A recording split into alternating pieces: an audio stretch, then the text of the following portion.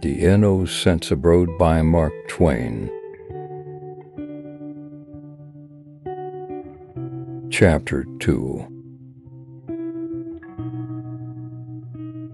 Occasionally during the following month, I dropped in at 117 Wall Street to inquire how the repairing and refurnishing of the vessel was coming on, how auditions to the passenger list were averaging, how many people the committee were decreeing not select every day and banishing in sorrow and tribulation. I was glad to know that we were to have a little printing press on board and issue a daily newspaper of our own. I was glad to learn that our piano, our parlor organ, and our melodeon were told the best instruments of the kind that could be had in the market. I was proud to observe that among our excursionists were 3 ministers off gospel, 8 doctors, 16 or 18 ladies, several military and naval chieftains with sounding titles, an ample crop of professors of various kinds, and a gentleman who had Commissioner of the United States of America, Europe, Asia, and Africa thundering after his name in one awful blast.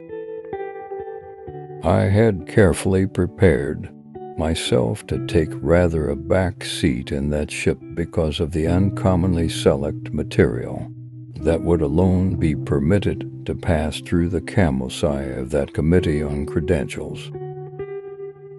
I had schooled myself to expect an imposing array of military and naval heroes, and to have to set that back seat still further back in consequence of it, maybe.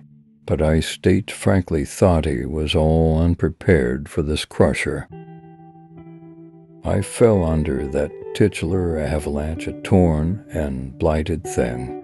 I said that if that potentate must go over in our ship, why, I supposed he must butt hat to my thinking. When the United States considered it necessary to send a dignitary of that tonnage across the ocean, it would be in better taste and safer to take him apart and cart him over in sections in several ships. Occasionally during the following month, I dropped in at 117 Wall Street to inquire how the repairing and refurnishing of the vessel was coming on, how auditions to the passenger list were averaging.